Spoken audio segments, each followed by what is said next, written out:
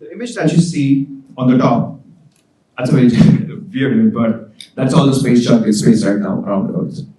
It is definitely a big problem. Where is this coming from?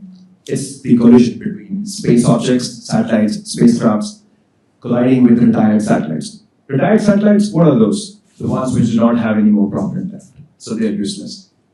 That's a big problem. Another big problem is that satellites are already orbiting at very high altitudes, and you have issues of not being able to get high camera resolution images of Earth, as well as there's some communication issues. That's where I would like to introduce my innovation concept, which is self-neutralizing air-breathing plasma thruster, or let's call it SARA.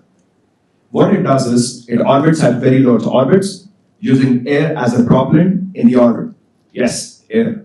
Air is a fuel, which means you don't need to carry any fuel tank with you, you have infinite fuel, your satellite's lifetime would be extremely high, and you don't have to rely on traditional mechanisms of ionization. So how does this work? Before I tell you how it works, I would like to redirect you to traditional plasma engines or traditional satellites which have plasma engines. Those kind of like satellites would require you to have to carry the fuel tank with you, which increases your overall weight and the launch cost, as well as the cost of carrying the fuel as well.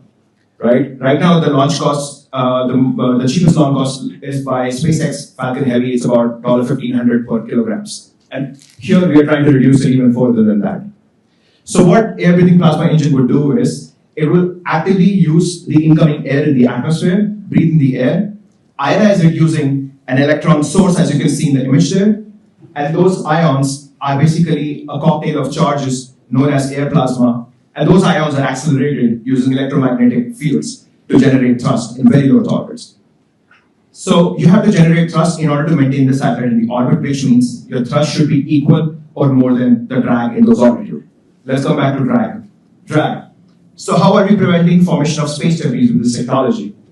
The drag in those altitudes is significant enough. So let's say your satellite goes out of control, it will basically deorbit the satellite automatically because of the drag in those altitudes, preventing the formation of space debris. This is why this is an innovative solution. Now, you would have to worry about high power requirements, which can be dealt with by using laser beam power transmission capability. And that would be required to scale up the technology in the future for equipping the satellites with self-utilizing air-breathing plasma thrusters.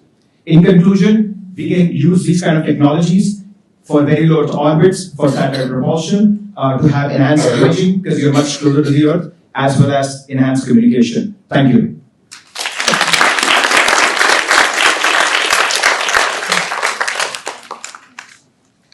Everyone followed all that, right? It's only rocket science.